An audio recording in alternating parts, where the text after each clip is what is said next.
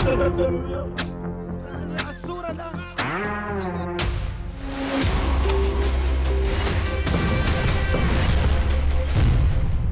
के बाद क्या तुर्की से होगा इजराइल का युद्ध?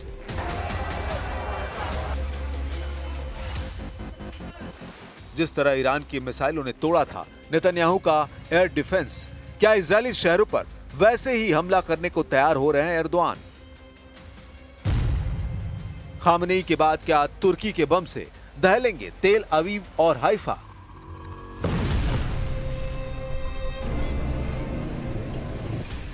अगस्त के आखिरी दिनों में तुर्की और इजराइल के बीच ऐसा माहौल बना है कि सितंबर के महीने में ही आग नजर आ रही है।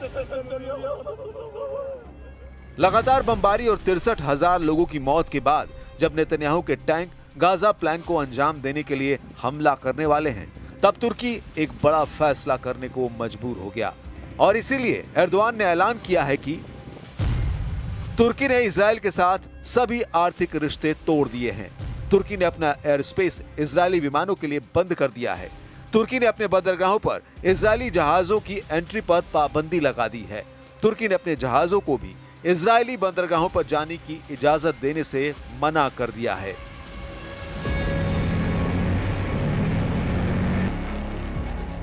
इसके अलावा बड़ी खबर यह भी है कि तुर्की ने इजरायली सेना को होने वाली हथियार सप्लाई में भी बड़ी रुकावट बनने का फैसला किया है। एर्दोआन के देश ने गाजा पर गिरने वाले बम और बारूद को तुर्की के इलाके में लाने से मना कर दिया है। यानी तुर्की में अब ऐसे जहाजों का बंदरगाहों पर आना मना होगा जो इजराइल के लिए बम, गोला, बारूद लेकर जा रहे हैं। यही पाबंदी उन विमानों पर भी रहेगी जो इजराइल के लिए आसमान के रास्ते हथियार पहुंचा रहे हैं। İsrail gemilerine limanlarımızı kapattık. Türk gemilerinin İsrail limanlarına gitmesine izin vermiyoruz. İsrail'le ticaretini tamamen kesen başka ülke, altını çiziyorum, bulunmamaktadır. क्या गाजा को लेकर तुर्की और इजराइल की टक्कर अचानक हुई? इसे बहुत गौर से समझिएगा।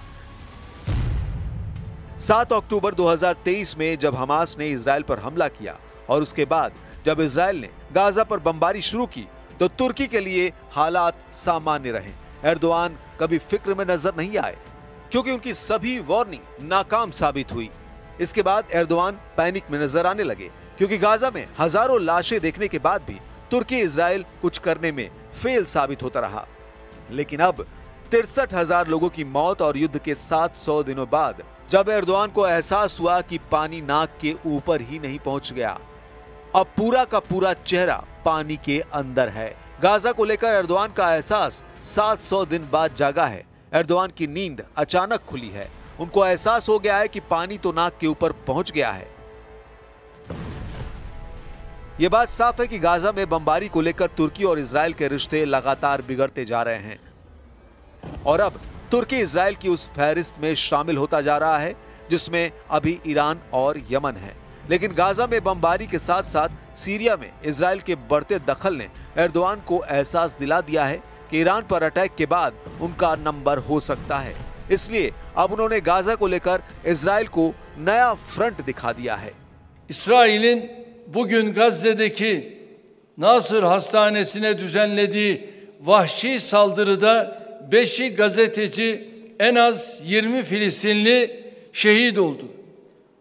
Gözü dönmüş Netanyahu hükümeti insanlık adına ne varsa yok etmek için cani saldırılarına aralıksız devam ediyor. Erdogan Gaza की ये तस्वीरें पिछले 1.5 साल से देख रहे हैं। रोजाना सैकड़ों लोगों और खासकर बच्चों की मौत को देख रहे हैं। लेकिन सवाल बड़ा है कि आखिर एर्दोआन को ऐसा क्यों लगा कि अब पानी नाक के ऊपर निकल गया है। 2023 में यह युद्ध शुरू हुआ लेकिन एर्दोआन कोई एक्शन लेने के बारे में खामोश रहे। इसके बाद 2024 भी गुजर गया, उन्होंने कुछ नहीं किया। लेकिन जब 2025 गुजरने की चौखट पर पहुंचने वाला है तो एर्दोआन को एहसास हुआ कि पानी तो नाक के ऊपर से गुजरने लगा है और अब तुर्की की अपनी बिसात खतरे में है। अब गाजा, यमन, सीरिया और ईरान के बाद इजराइल का युद्ध उनके लिए खतरा बन सकता है। वैसे ऐसा पहली बार नहीं है जब तुर्की ने इजराइल के साथ रिश्ते तोड़ने वाला झटका दिया है। गाजा पर बमबारी को लेकर ही 2024 के नवंबर में तुर्की ने एक तरह से पहली वार्निंग दी थी, जब इजराइल के राष्ट्रपति के विमान को तुर्की ने अपने एयर स्पेस से गुजरने की इजाजत नहीं दी। इसकी वजह से उनकी जलवायु सम्मेलन की यात्रा रद्द हो गई थी।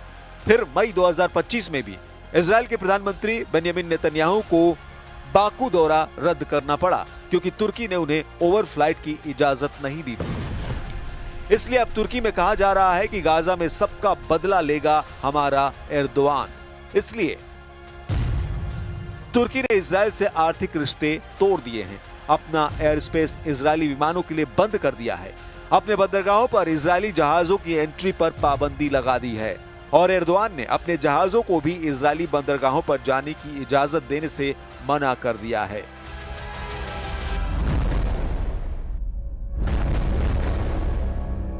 तुर्की को इजराइल को डराने के लिए एक बड़ा धमाका जुलाई में किया था और बता दिया था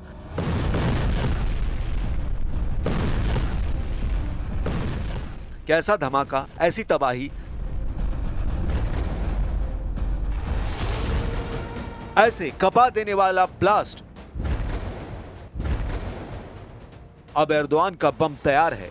ये तुर्की का वो बम है जिसका धमाका दुनिया को तब दिखाया गया जब एर्दोआन इजराइल को चेतावनी दे रहे हैं। इस बम को जमीन पर एक रेल पर टेस्ट किया गया। देखिए कैसे एक रेलवे ट्रैक पर इस बम को लॉन्च किया जाता है। रफ्तार इतनी ज्यादा कि नजर आना मुश्किल है। ये उतनी ही रफ्तार है जितनी तेजी से ये आसमान से गिरता है।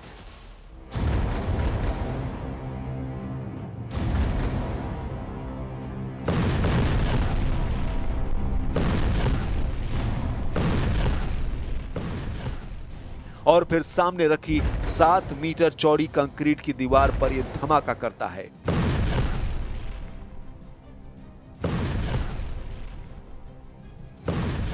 अब ये वीडियो देखिए, ये बम कैसे 7 मीटर कंक्रीट की दीवार चीरकर आगे बढ़ता है। एक बंकर बस्टर की ताकत क्या होती है, ये वीडियो देखकर समझा जा सकता है। सामने रखा कंक्रीट का ब्लॉक 7 मीटर चौड़ा है और इसको भेद कर ये बम दूसरी तरफ से बाहर निकलता है।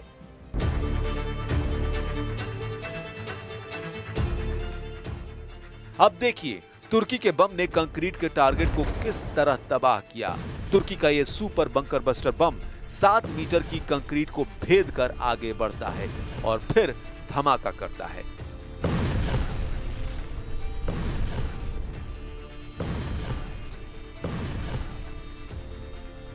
क्या यह धमाके देखकर नेतन्याहू डर जाएंगे, क्योंकि एर्दोआन की तैयारी खतरनाक नजर आ रही है। एर्दोआन के बम में इतनी आग है कि इसे नजरअंदाज नहीं किया जा सकता।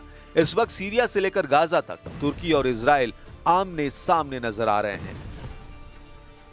अब देखिए एर्दोआन का दूसरा बम। इस बम को तुर्की की एयरफोर्स कैसे इस्तेमाल करेगी, इसकी तस्वीरें भी जारी की गई। तुर्की ने इस बम को अपने F-16 जेट पर लगाया है और जमीन पर इसके टेस्ट भी किए गए। जब टरमैक पर खड़े एक F-16 से इस बम को रिलीज करने की प्रैक्टिस की गई। तुर्की ने 2 बम तैयार किए हैं। एक का नाम है हयालत, तुर्की की भाषा में इसे भूत कहा जाता है।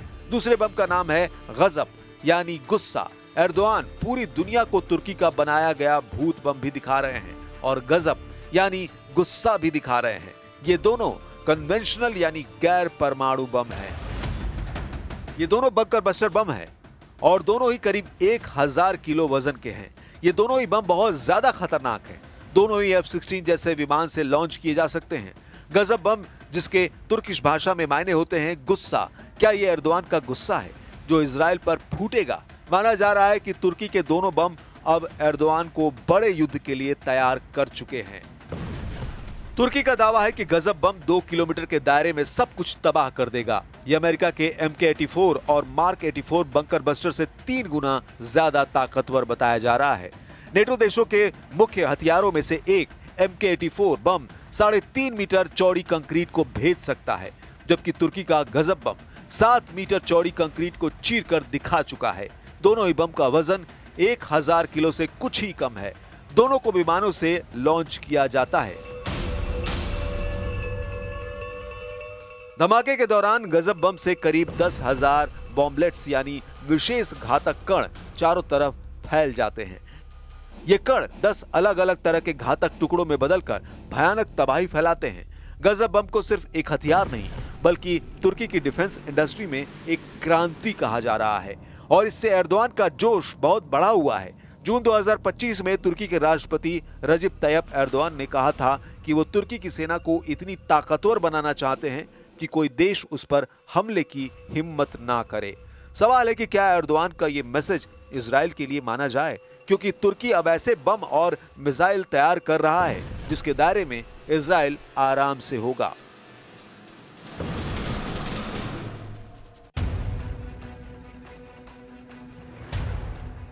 आखिर क्या चल रहा है तुर्की में? कुछ दिन पहले ही तुर्की ने अपनी हाइपरसोनिक मिसाइल दुनिया को दिखाई थी। इस्तांबुल में अंतर्राष्ट्रीय हथियार मेले में तुर्की ने वो मिसाइल दिखाई जो आवाज से 5 गुना तेज रफ्तार से हमला करती है। यह है तुर्की की तैफून ब्लॉक 4 मिसाइल, जो एक हाइपरसोनिक मिसाइल है। इसे तुर्की की मिसाइल बनाने वाली कंपनी राकेस्तान ने तैयार किया है। इस मिसाइल की रफ्तार है 6000 किलोमीटर प्रति घंटा। यह मिसाइल 1 सेकंड में 1666 मीटर की दूरी तय करती है। एर्दोआन का मूड युद्ध का नजर आ रहा है। उनकी सेना कुछ बड़ा करने जा रही है। यह खतरा नेतन्याहू को भी नजर आ रहा है। ईरान के बाद अब तुर्की और इजराइल के बीच तनाव बढ़ रहा है। इजराइल में माना जा रहा है कि तेजी से उभरता हुआ तुर्की उसके लिए नया खतरा बनता जा रहा है और यह खतरा ईरान से भी बड़ा हो सकता है। एर्दोआन के नए नए बम इसकी वजह माने जा रहे हैं। पहले एर्दोआन ने तुर्की की हाइपरसोनिक मिसाइल तैफून दुनिया को दिखाई और उसके बाद उस बम का धमाका दिखाया जो तुर्की का सबसे शक्तिशाली बम कहा जा रहा है। ये दोनों तस्वीरें न सिर्फ इजराइल बल्कि हर उस देश के लिए खतरा है जो तुर्की को अपना दुश्मन मानते हैं। इन दोनों हथियारों की चर्चा आर्मेनिया में हो रही है। इसकी चर्चा ग्रीस में भी हो रही है और इसमें तो कोई शक नहीं कि इजराइल में तो इन दोनों हथियारों का सीक्रेट पता करने का मिशन भी शुरू हो चुका है।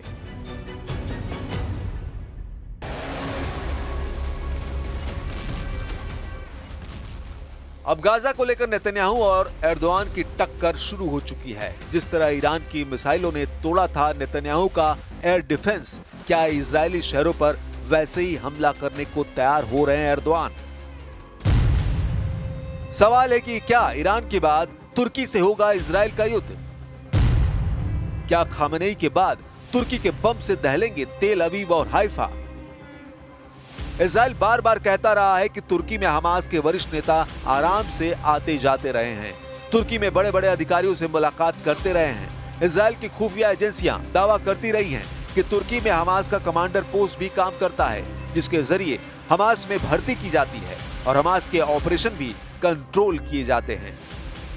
अब यह देखना अहम होगा कि क्या बड़ी पावर इस लड़ाई में कूदकर तुर्की को काबू में करेगी। अमेरिका, यूरोपीय यूनियन और नेटो भी क्या एर्दोआन पर ऐसा प्रेशर डालेंगे कि इजराइल और तुर्की के तनाव में कमी आए?